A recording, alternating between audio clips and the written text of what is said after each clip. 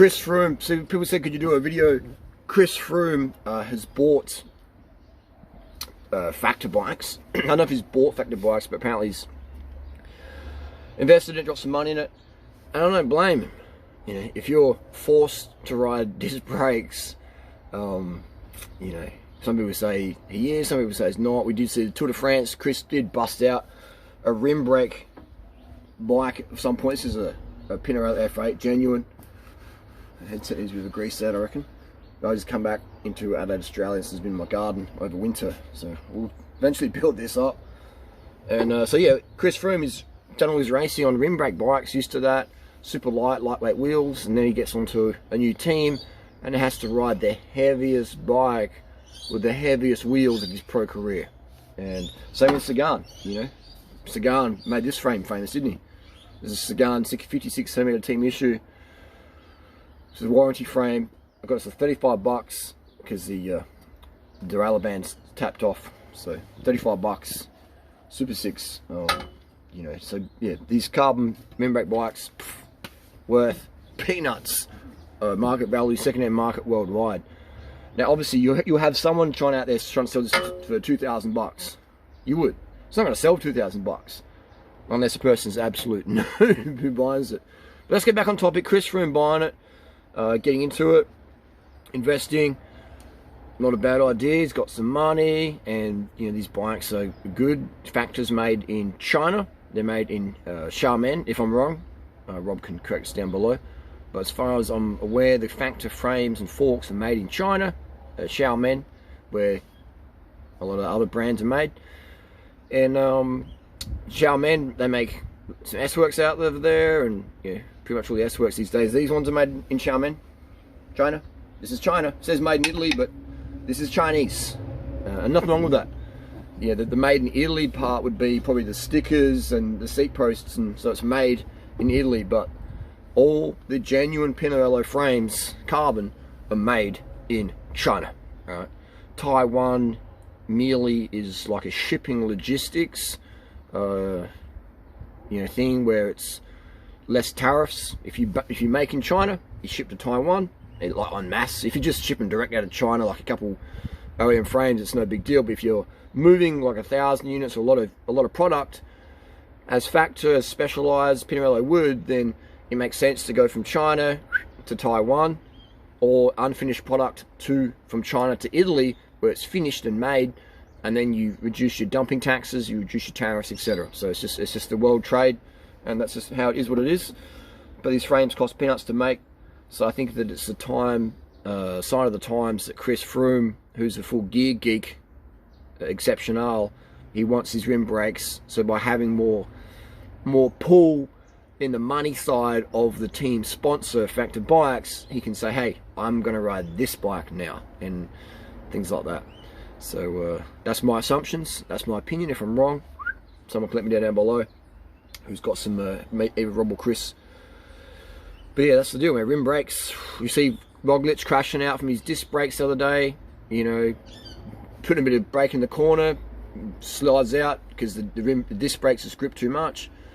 On you know, or they're inconsistent with these rim brakes. You know, I know exactly how that's going to work. You know, I've got like how many hundreds of thousands of kilometers in my hands with rim brakes, and I also have experience with hydro disc brakes on my mountain bike. They're pretty consistent, but on the road they haven't mastered the master cylinder correctly yet. It's just inconsistent, and at high speed, World Tour GC level descending, you know, that's hot stuff, man. And so you need your brakes perfect. And there's not a single World Tour mechanic out there that can dial in road disc at the moment. Not even people from Shimano or SRAM can get the road disc brakes dialed.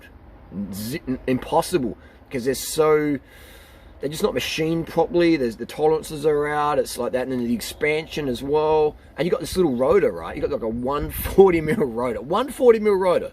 Stupidest thing ever for high-speed descending, because it heats up so much. And then you're drying out the grease from the hub. So if you've got running ceramic bearings, that's what can cause expansion and cracking issues. Also, when you're braking at high speed on a skinny tire, the whole bike, like the wheel, is flexing because there's not as much spokes, so it's getting pulled aside. But with rim brake, it's just a brake in the center, But now, instead of the brake being in the center of the axis of the bike, you got the brake down here on the left, down low.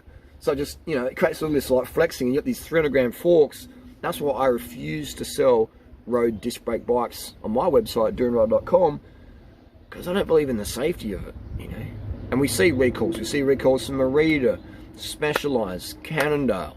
We're going to see more recalls in the future. These super lightweight forks. It's not designed for it. It might be Cervelo, you know what I mean? It's BMC. It's not designed, in my opinion, and from what I've seen out the road, failures and crashes and cracked forks.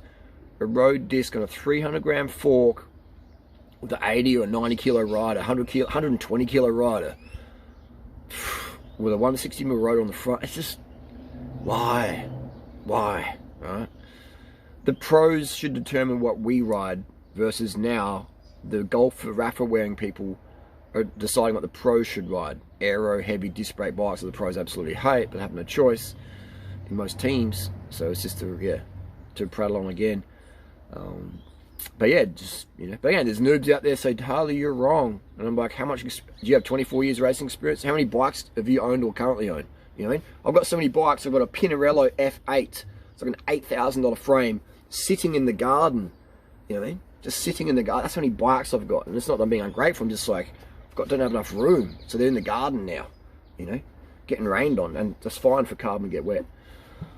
So that's where my experience is coming from. And talking to World Tour riders behind the scenes, off record, and they absolutely hate these disc brake bikes. The mechanics just despise them, you know. I lost my media pass, 2020, whatever it was, because I was making videos about, you know, a few mechanics up there had disgruntled faces, and, you know, I was just telling the truth without being too, you know, too destructive, and boom, media pass, yanked.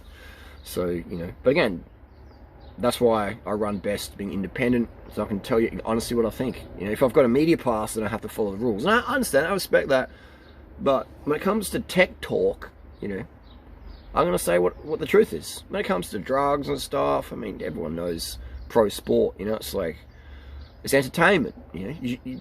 Drugs are for the health of the athlete, for the health of the rider, for the health of the swimmer. You think Michael Phelps won all his gold medals with a natural endocrine system, wasn't enhanced with exogenous hormones? I don't think so, you know. But what would I know? What would I know? You know, that's the reality. Rim brakes for the win, disc for dirt, rim for road. I love my disc brakes on my gravel bike.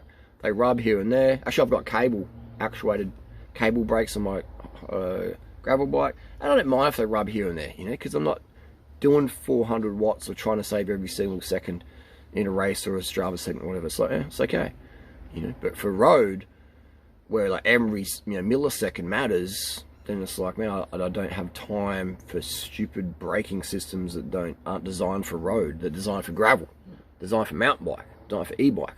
Okay.